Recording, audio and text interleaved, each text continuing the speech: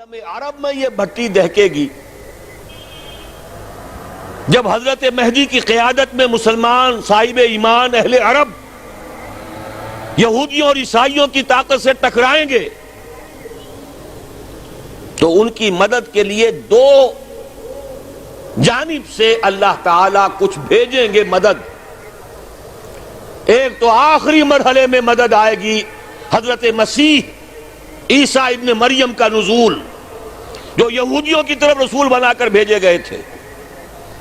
انہیں یہودیوں نے اپنے خیال میں سولی پر چڑھا دیا، لیکن اللہ نے فرمایا وما صلبوہ وما قتلوہ ولکن شبہ لہم بل رفعہ اللہ الیہ. اللہ تو اپنی طرف اٹھا کر لے گیا.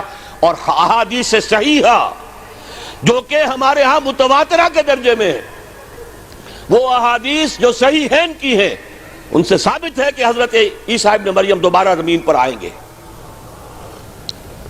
اور یہودیوں کا سب سے بڑا سرغنہ جو خود مسیح ہونے ہی کا دعویٰ کر رہا ہوگا، مسیح الدجال، اسے حضرت مسیح قتل کریں گے. لیکن ایک دوسری حدیث سے معلوم ہوتا ہے کہ مشرق سے فوجیں آئیں گی حضرت مہدی کی مدد کے لیے. یخرجون ناس من المشرق یؤدون للمہدی یعنی سلطانہ. مشرق کی طرف سے فوجیں آئیں گی کہ جو مہدی کی حکومت کو مستحکم کریں گی. خراسان کا لفظ آتا ہے ایک دوسری حدیث میں. خراسان سے سیاہ عالم چلیں گے، انہیں کوئی نہیں روک سکے گا یہاں تک کہ وہ یروشلم میں جا کر رسم ہو جائیں گے. اور حضور کے زمانے میں اچھی طرح سمجھ لیجئے،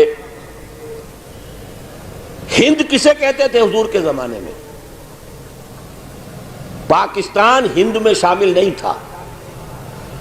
سندھ و ہند، سندھ ایک مکمل ملک تھا، ہند اس کے بعد شروع ہوتا تھا. یہ راجپوتانے کا اور تھر کا ڈیزرٹ جو ہے، اس سے آگے جو ہندوستان ہے وہ ہند تھا. یہ جو ہمارا پاکستان ہے یہ ہمیشہ ہند میں شامل نہیں رہا. حضور کے زمانے میں بالخصوص سندھ و ہند، دریائے سندھ چلا آ رہا ہے.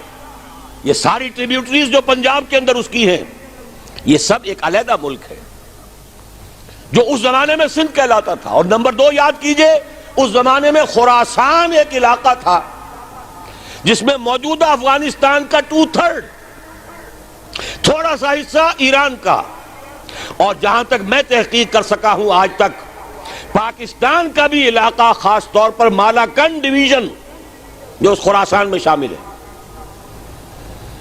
خراسان سے سیاہ عالم چلیں گے جو جا کر یروشلم میں نصب ہوں گے.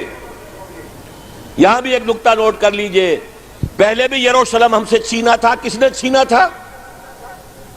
عیسائیوں نے، کروسیڈرز. واپس کون لیا؟ کس نے لیا؟ عربوں میں دم نہیں تھا، عرب عیاشیوں کی وجہ سے کھوکھلے ہو چکے تھے. واپس لینے والا صلاح الدین ایوبی، کرد خون. اب دوبارہ یروشلم لیا جا چکا. چھینا کن سے گیا؟ عربوں سے. عرب واپس لے سکتے ہیں؟ کوئی اندیشہ اگر ہو سکتا تھا عراق کے بارے میں کہ شاید اس کے ایٹمک دانت نکل آئے، جو سازش کی گئی، جس طرح اس احمق اور پاگل صدام حسین کو دام میں پھنسایا گیا. صدام، 100 جال، دام کہتے ہیں جال کو، 100 اس میں جو پھنسا ہے تو اگلا پچھلا کھایا پیا سب اگلوا لیا. اور ہے ہی کون؟ اس کے پاس ایٹمک ہتھیاروں کا ذخیرہ موجود ہے، اور کسی کے وہ ایٹمک دانت بھی نکلنے نہیں دے رہے. پاکستان کے اوپر کتنا دباؤ، اور ہمیں نہیں پتا کتنا کچھ دباؤ قبول کیا جا چکا. یہ تو سبھی مانتے ہیں. کیپ کر دیا گیا، روک دیا گیا، آگے تو نہیں بڑھ رہا، یہ تو سبھی مانتے ہیں. رول بیک بھی ہو گیا یا نہیں کچھ پتہ نہیں. لیکن کسی صورت یہ نہیں تسلیم کریں گے، قبول کریں گے کہ کسی مسلمان ملک کے پاس ایٹم بم آ جائے۔ یہودیوں کے پاس ذخیرہ موجود، سب جانتے ہیں۔ بہرحال یہ جان لیجئے اس علاقے سے امید ہوتی ہے سندھ اور خراسان، حالات بہت خراب ہیں ہمارے، اور حالات بہت خراب ہیں افغانستان کے بھی، لیکن حالات کے بدلتے اللہ تعالیٰ کی مشیت کے تحت دیر نہیں لگا کرتی۔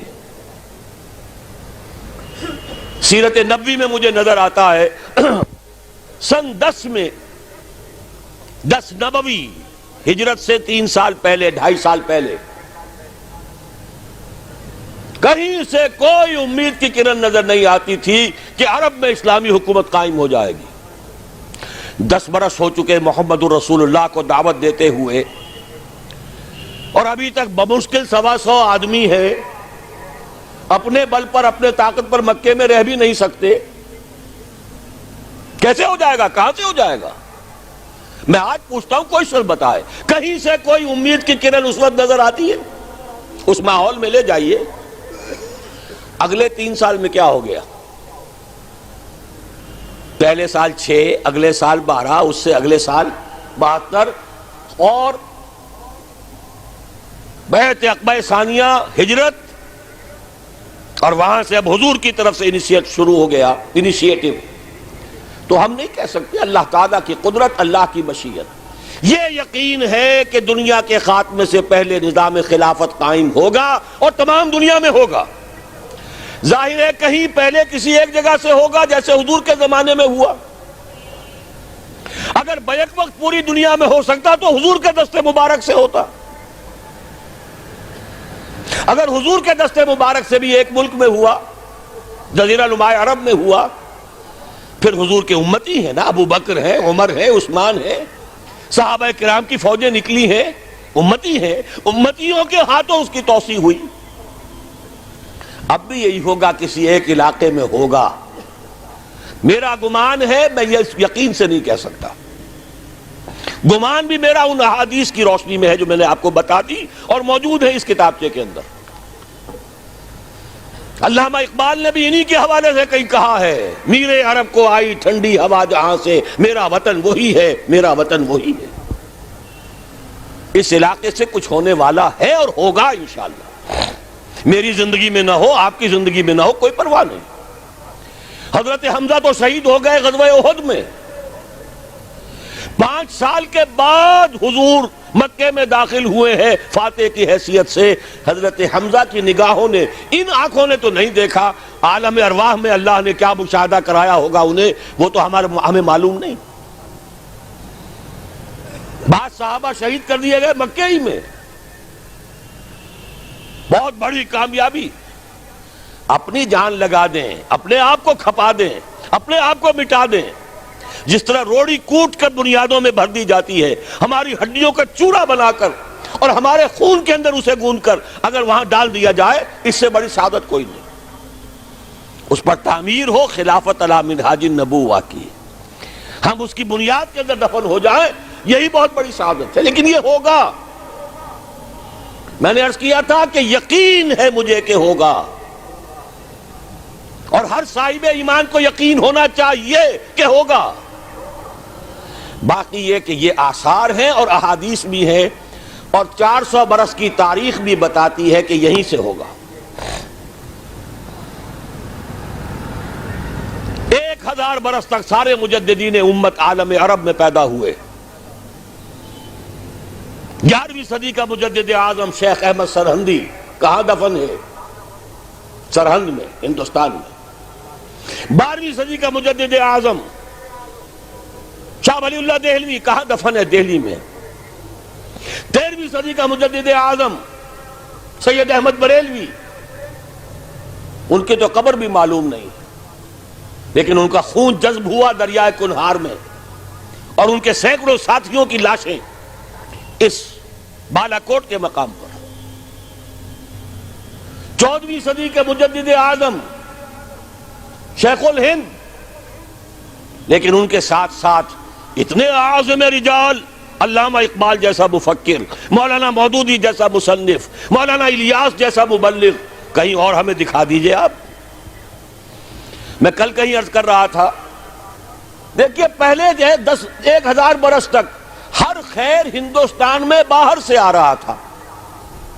معین الدین اجمیری باہر سے آ رہے ہیں، شیخ علی حجویری باہر سے آ رہے ہیں، سندھ میں جتنے اولیاء دفن ہیں سب کے سب باہر سے، ایران سے چلے آ رہے ہیں۔ لیکن جیسے ہی 11ویں صدی شروع ہوئی، ریورس ہو گیا آرڈر۔ اب سلسلہ مجددیہ نقش بندیہ اب ہندوستان سے نکل کر پھیل رہا ہے۔ پورا افغانستان، پورا ترکستان، تمام یہ ترک ریاستیں جو آزاد ہوئی ہیں ابھی USSR کے خاتمے کے بعد، یہاں تک کہ سائپرس، جزیرہ قبرص، پورا ترکی جو اب بھی ہے موجودہ ترکی، سلسلہ مجددیہ نقش بندیہ کہاں سے چلا؟ ہندوستان سے پھیل گیا پورے عالم اسلام۔ مفکر، علماء دین کا اور تمام علوم دینی کا مجدد شاہ ولی اللہ دہلوی، خالص ترین جہاد فی سبیل اللہ دور صحابہ کے بعد جماعت مجاہدین جام شہادت نوش کیا، سینکڑوں ہمارے مجاہدین ہیں۔ پھر 14ویں صدی میں اقبال جیسا مفکر، مودودی جیسا، دوبارہ دہرا رہا ہوں، مصنف، مولانا الیاس جیسا مبلغ، مجھے تو کہیں نظر نہیں آتا۔ تمام مسلمان ممالک آزاد ہوئے، کہیں اسلام کا نام نہیں لگا، نہ سیوکارنوں نے نعرہ لگایا، نہ کہیں کسی اور نے نعرہ لگایا۔ عربوں نے بھی عرب نیشنلزم کا نعرہ لگایا، اسلام کا نعرہ نہیں۔ تحریک پاکستان میں نعرہ لگا، پاکستان کا مطلب کیا؟ لا الہ الا اللہ۔ صبح عرض کر چکا ہوں، تحریک خلافت پوری دنیا میں کہیں نہیں، صرف بر عظیم پاک و ہند میں۔ اور کیسی تحریک خلافت کہ ہندو شریک ہوئے، گاندھی شامل ہوا، پورے ہندوستان کو جس نے گنجا دیا۔ یہ دوسری بات ہے کہ جب خود مصطفیٰ کمال نے ختم کر دیا تو اب کیا کرتے؟ مدعی سست گواہ چست۔ نوٹ کرنے کی بات ہے، کچھ آثار ہیں، 400 سال کی تاریخ ہے، بتا رہی ہے پاکستان کا قیام خود ایک معجزہ۔ یہ ساری چیزیں مشیت ایزدی میں کسی بڑے خیر کا پیش خیمہ ہے، مقدمہ۔